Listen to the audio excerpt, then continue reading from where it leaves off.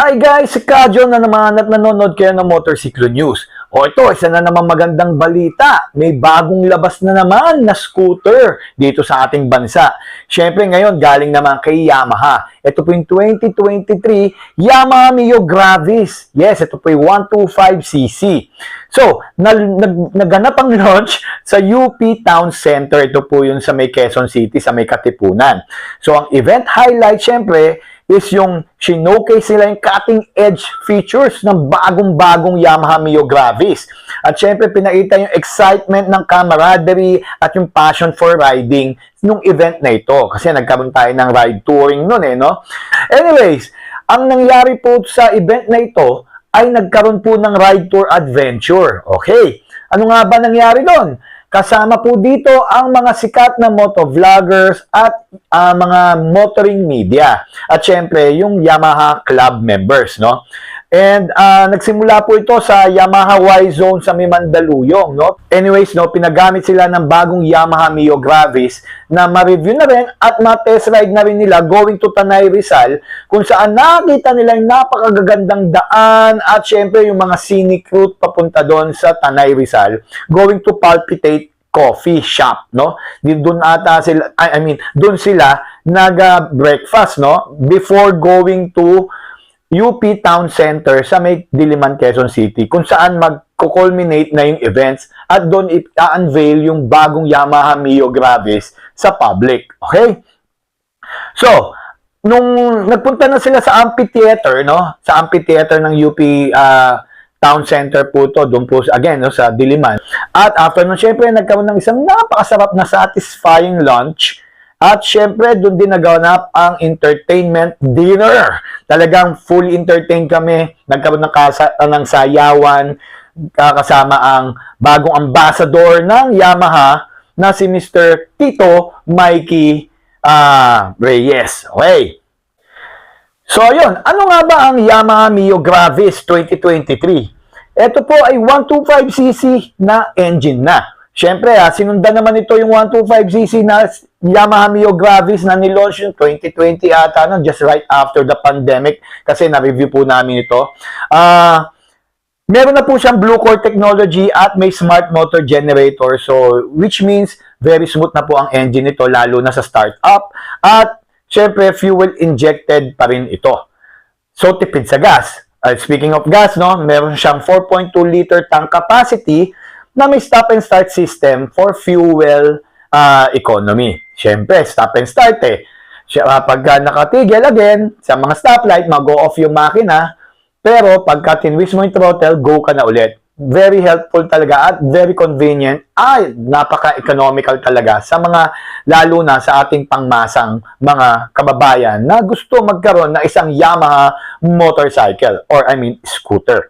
Okay, let's talk about the noteworthy features, no? Ito, meron siyang intelligent front face LED headlight, no? Itong headlight na to, makikita nyo doon sa meron parang bluish line na color, no?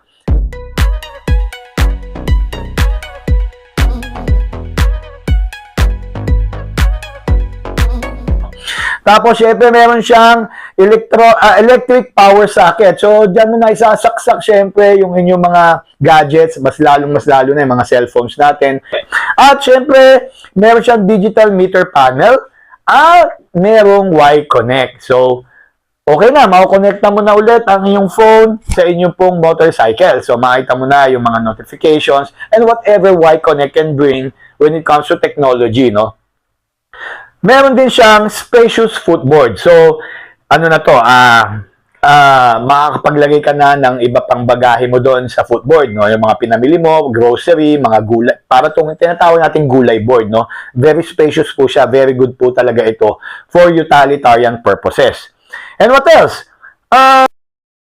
Ang front tires at saka ang rear tires niya is very, nagkaroon na pala ng enhanced road grip kasi nga mas makapal na siya, mas malapad.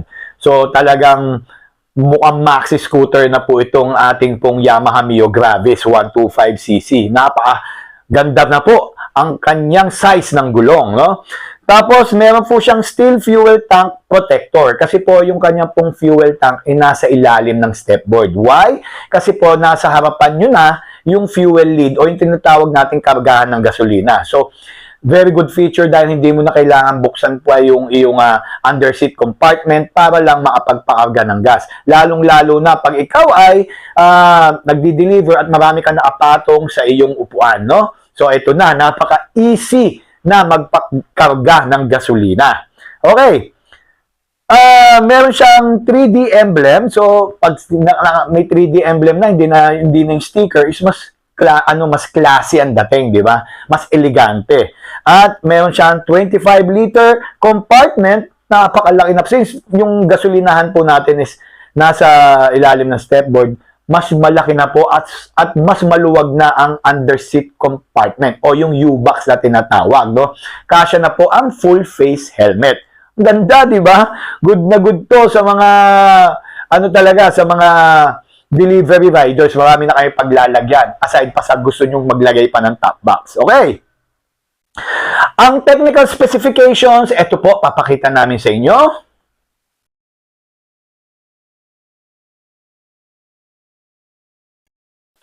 Okay, when it comes to the ride review, nakausap ko yung aming pong contributor, no?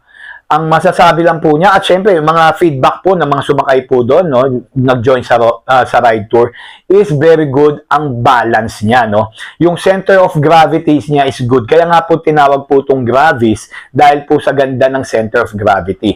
So, mafe-feel mo, para ka na rin naka-NMAX, guys. Yung mas nafe-feel mo malaki yung motor, para na siyang maxi scooter, maganda yung grip, maganda yung handling, very nimble, maganda rin po ang kanyang engine response, malakas po ang power nito, meron na pong acceleration, may torque, at may dulo, at isa pinakamaganda sa lahat is very ergonomic po siya. Napakadali pong ayusin, gamitin ng controls, napakadali po imaneho kahit newbie ka, at ang maganda po niyan, komportable po siya, yung suspension po niya, para nga po siya maxi scooter ang datingan ng kanyang takbo. At very spacious din po ang inyo pong seating ang inyong seats. So kung may back ride ka man, very good po to sa mga nag-aangkas o yung mga naghahatid sundo sa inyo po mga loved ones. This, guys, is the Yamaha Mio Gravis 2023 model.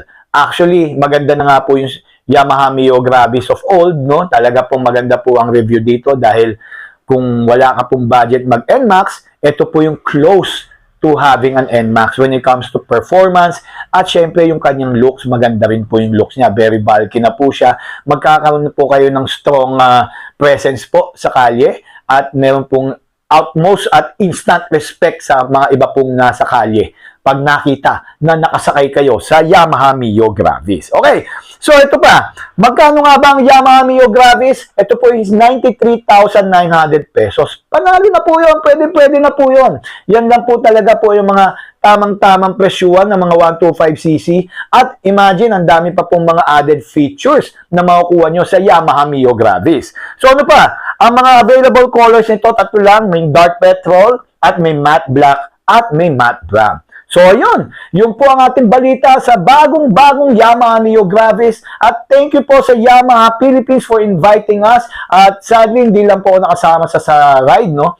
Pero since maganda naman yung feedback ng aming pong contributor at yung ibang media at motovloggers doon, at syempre yung Y Club na nakasama, ay testament po yan na napakaganda po ng bagong-bagong Yamaha Mio Gravis 2023. O, yun po. Again, guys, continue to watch our show. And remember to click that subscribe button kung di pa kayo subscribe para makakuha na namin ang aming pong silver play button. O yun! Again, ako po si Kadyo and thanks for watching Motorsiklo News. See you guys next time!